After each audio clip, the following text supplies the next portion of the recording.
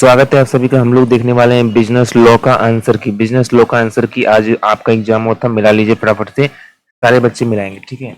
सबसे पहला क्वेश्चन हमारा, इन मर्चेंटाइल लॉ इंक्लूड, व्यापारिक समनिवयन में सम्मिलित है। राइट आंसर ए का 4 हो जाएगा। कॉन्ट्रैक्ट लॉ क्या हो जाएगा? राइट आंसर अनुबंध अधिनियम। आप लोग बताइएगा कमेंट में, बेहिचक बताइएगा, शर्म नहीं करना है। जितना आपका सही हुआ जरूर बताइएगा कितना आपका सही हुआ।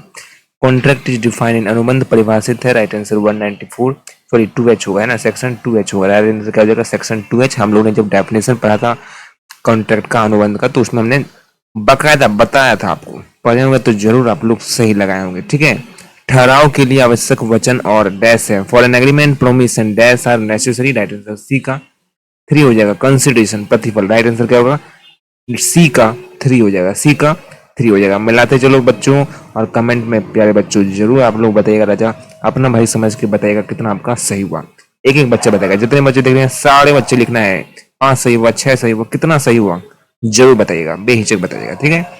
मैं इंतजार करूंगा सर।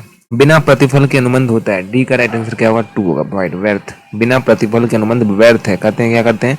व्यर्थ है, ठीक है। प्रस्ताव भारतीय अनुबंध अधिनियम की निम्न धारा में परिभाषित है। ये जो क्वेश्चन पेपर जो बच्चे ने भेजा है, दिल से धन्यवाद उनका, ठीक है, दिल से धन्यवाद, ठीक है। थोड़ा सा यहाँ पर हो गया, कोई बात नहीं, मैं आपको बता देता हूँ। इसका राइट आंसर 3 होगा। सेक्शन 2 को ए होगा। सेक्शन 2A में आपको आएगा, ठीक है। प्रस्ताव जो है वो सेक्शन 2A में है। राइट आंसर 3 हो जाएगा। बहुत आसान है। आवश्यक के साथ किया ठहराव होता है। Agreement with A minor is, बिल्कुल आपको पढ़ाया है, नहीं पढ़े हैं तो भाई दिक्कत की बात है। एफ का राइट आंसर क्या हो जाएगा? एफ का राइट आंसर अपना फटाफट से एफ का राइट आंसर जो है वो वॉइड हो जाएगा, व्यर्थ हो जाएगा। क्या हो जाएगा? वॉइड हो जाएगा।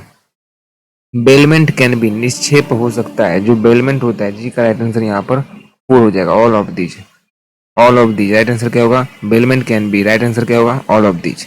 निम्नलिखित में कौन सा व्यापारिक प्रतिनिधि है? एच का राइट आंसर क्या होगा? 4, लीगल एडवाइजर, वैधानिक सलाहकार।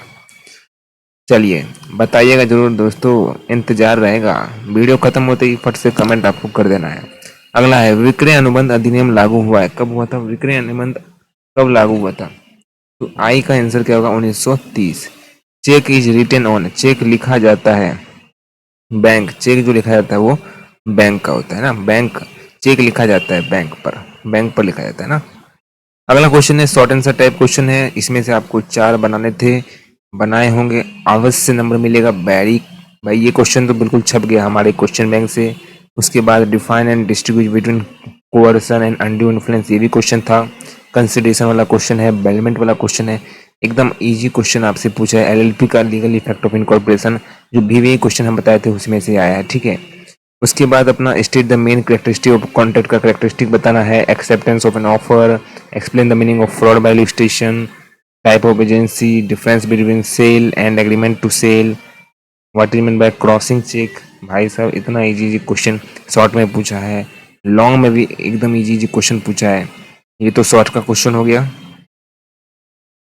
ठीक है। लॉन्ग में भी इजी क्वेश्चन पूछा है, आराम से बनाए होंगे, पूरा नंबर मिलने वाला है। Thank you so much. Comment में जरूर बताइएगा प्यारे बच्चों, इंतजार रहेगा।